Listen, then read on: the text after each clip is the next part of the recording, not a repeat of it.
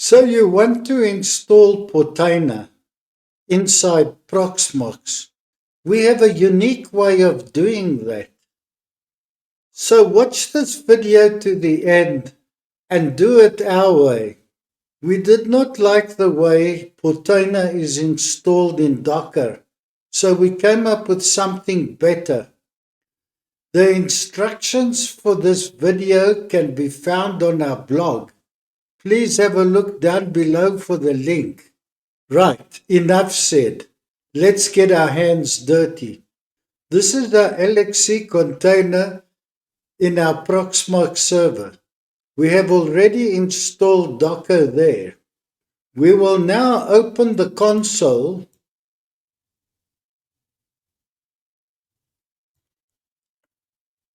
and let's just move this to the bottom.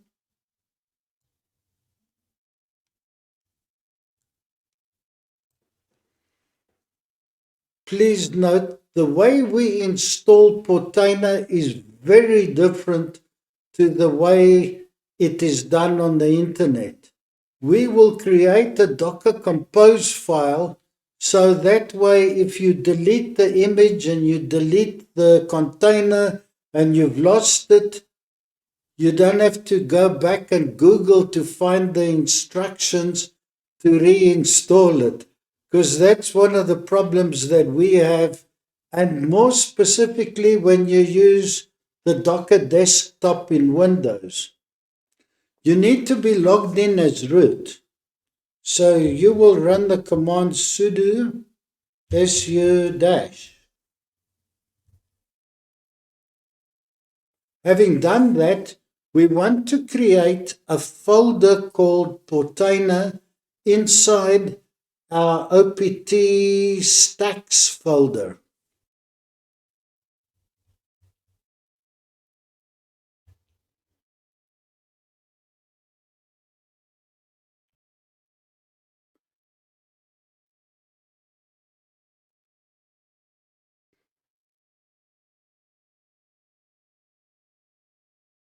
Now let's clear the screen. And now we will open that folder.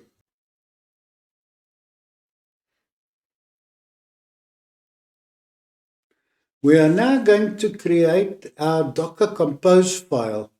Please notice it's compose.yaml. So let's use our favorite editor.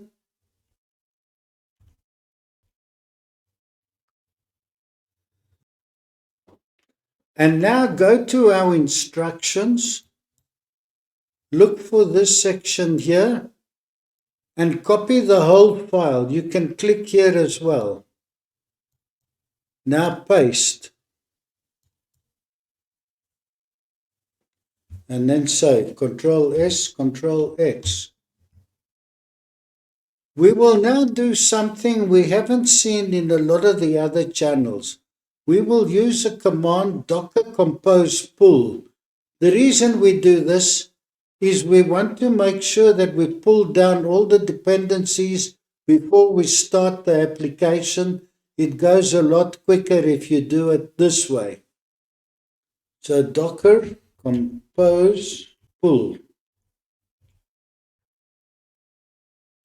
It'll be very quick on our machine as we were testing, so we still have the image in our Docker container. But in your case, depending on the bandwidth you have, it may take a few seconds. Right, we've done that. Now it's time to start the Docker container in detached mode. Let's clear the screen. We will run the command docker compose up-d.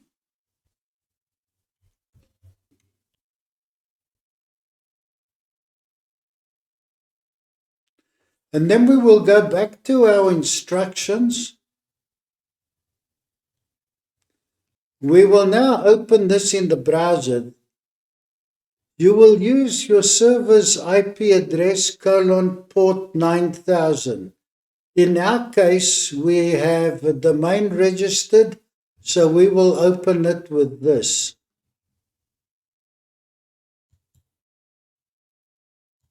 and we will log in. In your case, you will create your admin user and you will give it a suitable password.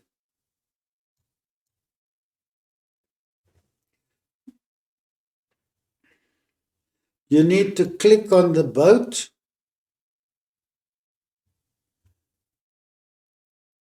You will click on this button to expand it.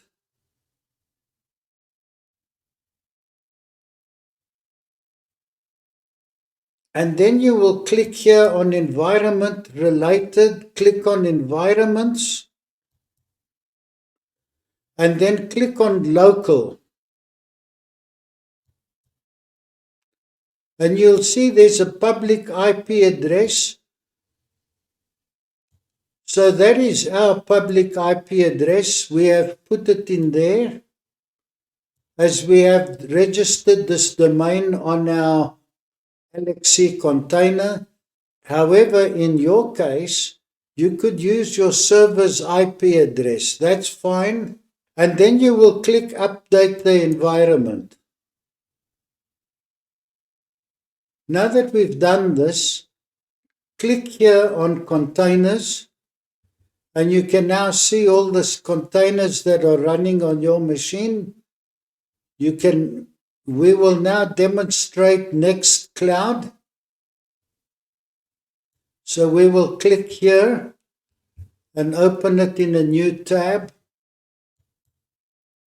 Now that you've done that, if you go to your containers, you'll be able to open any of your containers using the server's URL. When I click here, have a look over here. You will see the URL for that deployed application in the browser. So there it is. It's our LXC containers URL with the port 8088. And this will be applicable for all your Docker containers. This is an excellent Docker and Kubernetes manager. Now let's have a closer look at Portainer. You will notice here that you can access your containers, your images, your networks, your volumes, your host. So let's click on images. You can see there are images here that are not being used. So if you want, you can remove these to save disk space. After selecting them, click remove. And even if you have removed the image, by keeping your Docker Compose files, you can always get the image back when you need it. If we look at our networks, you can see we've got a lot of different networks over here. We're not going to do anything with them, but just look. Bridge is the default network. And now if we go to our containers, Portainer gives us something very nice here. You can access the logs. So if we click over here,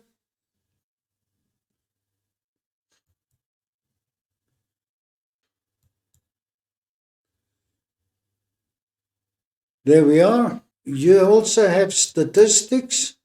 Just give this a few seconds to open. This is an app that runs permanently in our Docker container. So you can see it's running with 600 megabytes. That's fine. This is a nice feature. By clicking this, I can connect to this container with the terminal in a bash section. So to access the terminal of any one of our containers, you would click on this.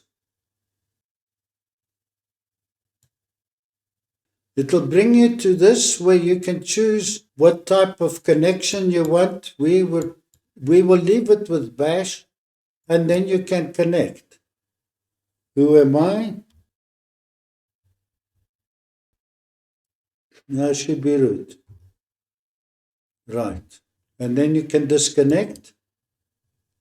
So with that, you can easily get to any of your containers and open them in the terminal. Another useful feature is this. By clicking here, we can inspect the container. So let's click on here and we get all the details of this particular container. So you get a lot of information about your containers. As you can see, Portainer is a very valuable tool. You can manage your containers.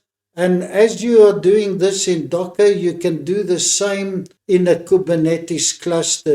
If you would like us to create a video where we show you how to set up Portainer to work in a Kubernetes cluster, please leave us a comment down below. If we get 20 requests, we will consider to do that in the next video. As you can see, our installation was quite easy to do. Please give us a like. It will cost you nothing, but it will really help the algorithm to promote this video. We need that as we haven't reached our target yet. We have a tradition in this channel where we greet you in 6 languages. Baie dankie, tot ziens. Grazie ami, ciao. Yasu sinaderfe, Wiedersehen. Namaste. Namaskar. Domo arigato, tomodachi. Sayonara.